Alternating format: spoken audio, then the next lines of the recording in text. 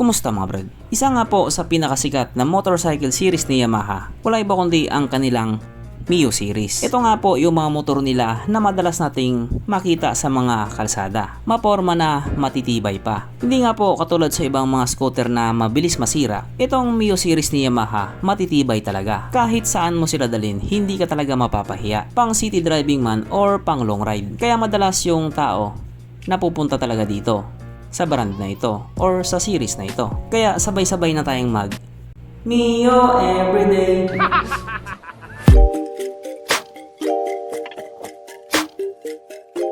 Pero syempre bago tayo magpatuloy, kung bago ka pa lamang napadpad dito sa aking walang kwentang channel, huwag ka na mag-subscribe. So yun na nga, hindi na po natin may tatanggihan na isa talaga ang Mio series sa pinakamaraming motor na makikita natin or makakasabay natin sa kalsada. At isa lang din naman ang sagot dyan kung bakit ang dami nila or tinatangkilik sila ng mga tao, kasi nga matibay. Isa nga po ang mga Mio sa mga motor na matagal talaga masira. Yung tipong gustong mo na masira siya pero ayaw talaga. Napakatibay talaga. At idagdag mo pa na isa nga din po ang Mio sa may pinakamaraming spare parts na kahit saan mo lang mabibili. Ang dami mong mabibilhang piyesa. Kaya kung mapapansin mo, kahit yung mga pinakalumang Mio tumatakbo pa rin hanggang ngayon. Yung mga matatabang tomboy na naka-Mio noon, naka-Mio pa din ngayon. At isa nga po sa sinasabi ng karamihan na pinakagwapo sa lahat ng Mio, ewan ko lang kung mag-a-agree kayo dito, MXI 125 daw. Wow! Kung ako kasi ang tatanungin, sige na, gwapo na MXI nyo. Naka-sporty kasi ako eh. Yun nga po ang sabi ng karamihan sa mga naka-Mio. Mio MXI daw talaga ang number 1. Kung sa bagay, kung forma lang din naman ang pag-uusapan, wala na tayong pag-uusapan. At kung performance naman ang pag-uusapan, wala na rin tayong pag-uusapan. Ganon nga po katindi ang motor na ito. Kaso lang ang hindi ko lang talaga maintindihan kung sino pa yung pinakamalupit. Siya pa yung tinanggal. Siya pa yung unang na face out. Nung nawala nga po ang motor na ito, ang dami talagang nanghinayang. Nung nawala na nga siya, sabi pa ng iba, bibili na daw talaga sana sila. Kaso yun nga daw, na face out na. Bobo ka ba? O diba? Nung hindi pa na face out, hindi sila bumili. Nung na face out na, bibili na sila. Sorry na! Pero oo nga naman, tama sila, nakakapanghinayang talaga yung pagkawala niya. Bibili na rin sana ako eh. Ito nga po yung motor ni Yamaha na masasabi nating sasabay or tatapat sa Click 125 ni Honda. Yung specs kasi nilang dalawa, nagtapatan talaga. Kung matibay yung Click ni Honda, matibay din itong MXI ni Yamaha. Kaso lang hanggang doon na lang talaga yon. Yung Click kasi hanggang ngayon, buhay pa. Yung MXI, wala na. Kaya sayang talaga. Okay. Kaya dahil dyan, pag-usapan na naman natin kung ano bang meron sa motor na ito at kung gaano nga ba talaga siya kaganda. So ito nga po ang Yamaha Mio MXI 125 na mayroong 125 cubic centimeter engine displacement, 4-stroke single cylinder, single overhead cam with 2 valves, fuel injected at ito po ay naka-liquid cooled. Kaya hindi po siya panis sa Honda Click 125. Ang kanyang operation ratio 10.9:1. Pagdating naman po sa kanyang power, ito po ay mayroong 11.3 horsepower, 8,500 RPM, 10.4 Nm of torque at 7,000 RPM na ayon nga po sa mga taong nakagamit sa motor na ito daw po ay kayang tumakbo sa bilis ng 120 km/h. Wow! Pero sa ibang bansa, 112 kph lang talaga yung top speed niya.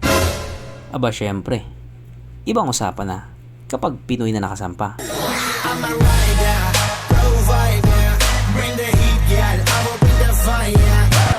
Ang kanyang tangke ay kaya magkarga ng 3.8 liters fuel na capacity na kumukonsumo naman po ng 40 kilometers per liter. Para sa akin, matipid na po yun. Yung sporty ko kasi umigop na sabaw yun. Ang sukat ng kanyang gulong 70/90/14 sa harap at 90/80/14 naman sa likuran.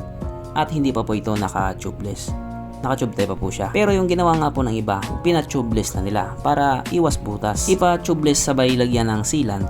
Tapos ang problema. Pagdating naman po sa kanyang braking system, ito po ay naka-disc brake sa harap at drum brake pa din po sa likuran. Syempre wala po itong ABS. Pero wala namang problema yon. Marunong naman sila magtimpla. Ang kanyang seat height ay may taas sa 760mm at 135mm naman ang kanyang ground clearance. At ang motor nga po na ito ay may kabuuang bigat na 101 kg. So para nga po sa 125cc na scooter, sakto lang yung bigat niya. Parang mas mabigat pa yata yung Honda Click sa kanya. Mapunta naman po tayo sa baba niya mga features. So ang ilaw nga po sa motor na ito, hindi pa po naka-LED, naka-valve type pa po siya.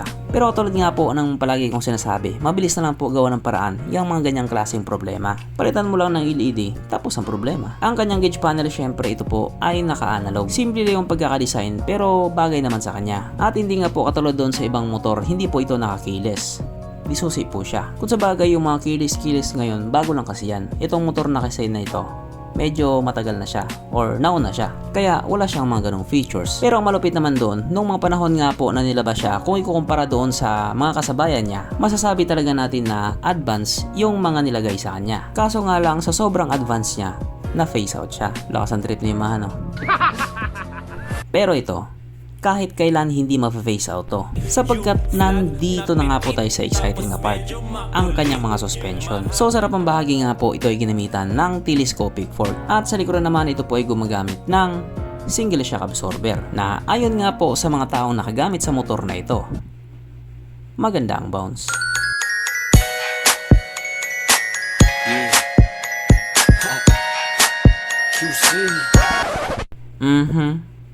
Panigurado.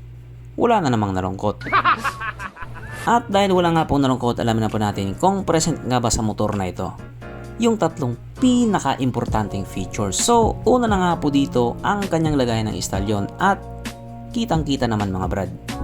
Meron siyang ganon. Meron siyang lagayan ng istalyon. Pangalawa, meron din po siyang sabitan ng pulutan. At oras na nga po para sa ating Red Horse check, ang pinaka-importanting feature sa isang motor. At ayon nga po sa aking masusing pag-aanalisa, ang motor na ito ay kayang magkarga ng 6 na kahong Red Horse. Hindi lang kita yung dalawa.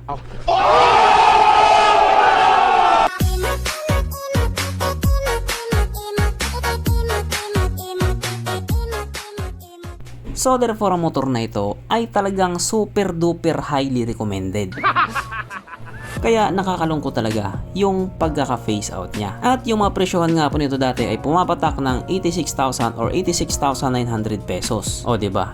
Panalo talaga. At kung hindi nga po ako nagkakamali, yung last model nito or yung pinaka-last na nilabas nila ay noong 2017 pa. Kaya maraming taon na rin talaga ang nakalipas na wala na siya. Tuloy marami nang tumangkilik sa Honda Click. At sana nga po isang araw gulatin tayo ni Yamaha na ibabalik niya na itong Mio MX High 125 para naman kahit papano may pangmalakasang 125cc liquid cooled na ulit si Mio.